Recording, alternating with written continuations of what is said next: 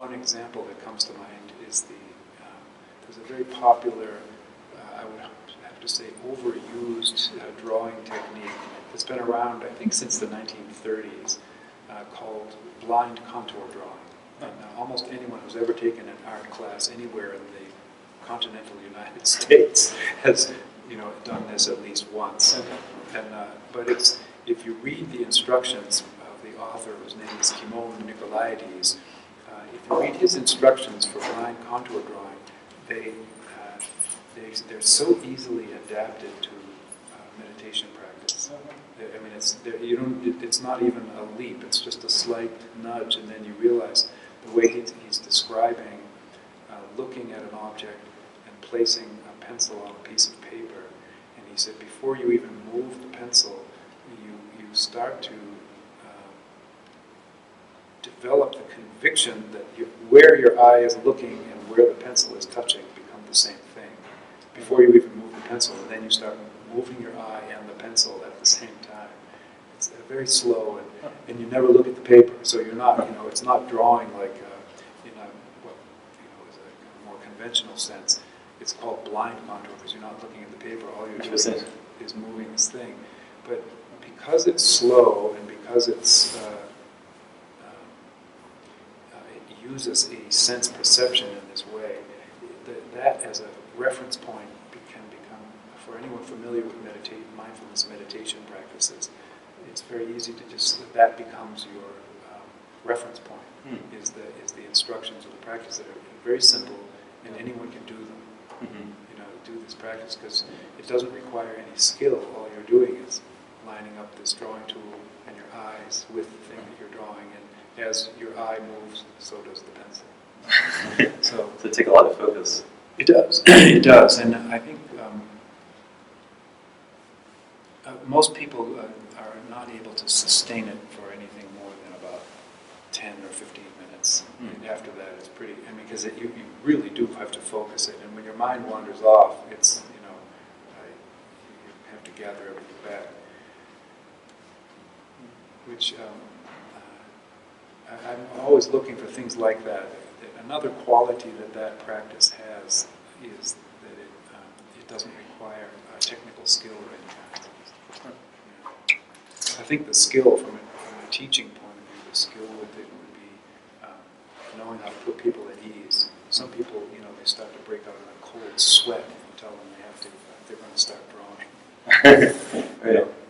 I'm that way with dancing. If I have to get up and move around in front of other people, I break out in a cold sweat. So yeah. A lot of people are that way with drawing. Other people are that way with singing.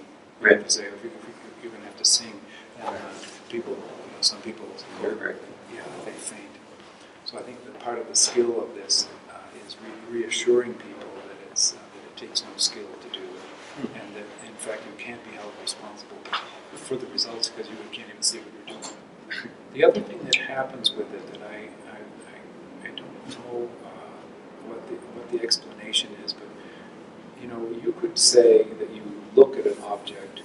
I can look at an object really intently, and that would be an experience of looking intently at an object. But there's something about introducing the tool to it, in this case the pencil, that creates some kind of physical.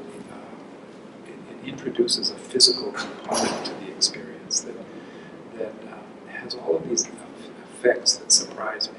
And one of them is that it enlivens the sense of sight. If I just stare at an object, it doesn't necessarily do much other than I'm staring at the object. Yeah. But if I do this very simple, if I introduce this very simple thing of moving the pencil, and I have no idea why this is so, it starts to enliven my sense of sight. Interesting. Yeah. So it's shifting your experience of seeing, it sounds like. Yeah. In some ways. Yeah.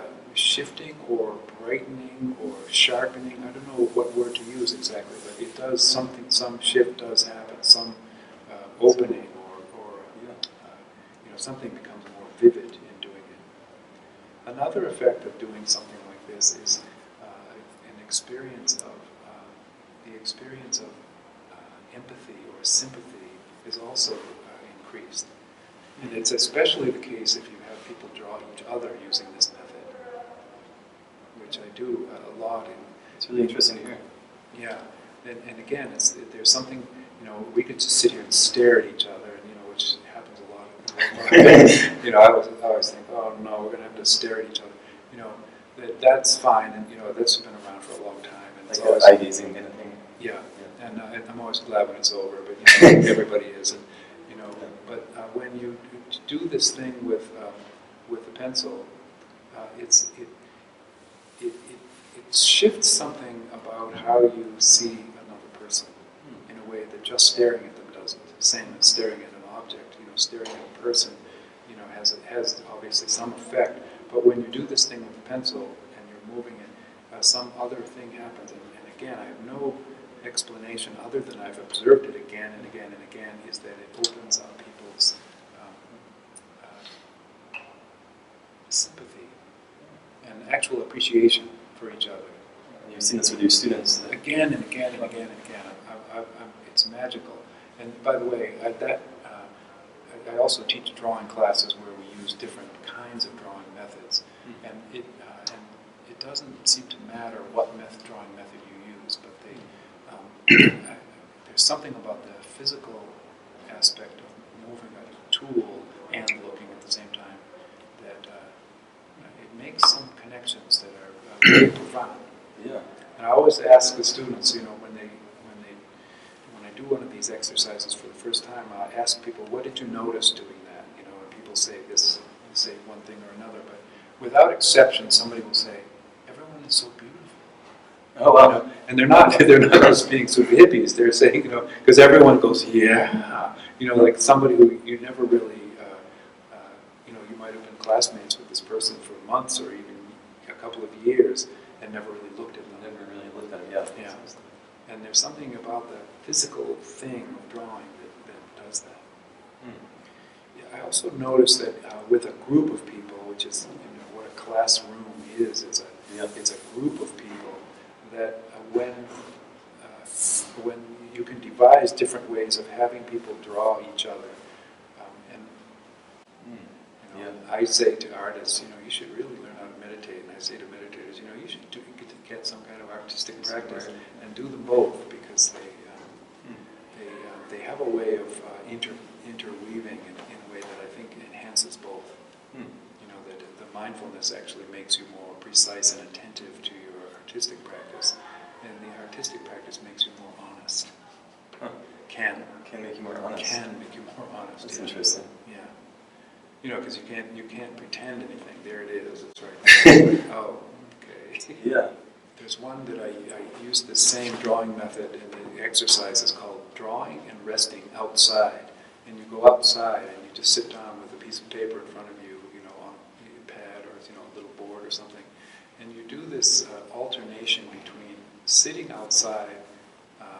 It can be in your backyard. It can be we do it in the parking lot out here. It doesn't matter.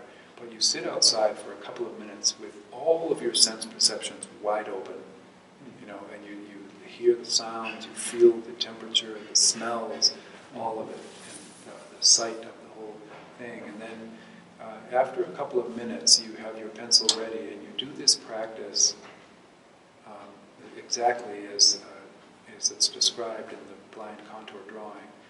You do it outside, and you just let your eye follow anything outside. You can follow the line of the treetop over to the fender of a car down, and you just trace the same. It's exactly the same as drawing a person or an object, but you do it outside, and it's alternating between the moving of the pencil and the looking, and then just being right within the sensory flow. So you kind of pause for a moment, if you want to. Yeah, a little longer than a moment. It's more like an alternation, so that there's about like 3 or 4 minutes maybe of drawing, and then 3 or 4 minutes of the not drawing, resting. Call it drawing and resting outside. So, but that one also has this effect of you become tenderized, or I don't know what word to use, to your surroundings. In the same way that you become empathetic toward a person, or as weird as it may sound, even empathetic to an object. You could be drawing a pear and just think, oh, you feel this sort of tender regard for the pear. Like an appreciation.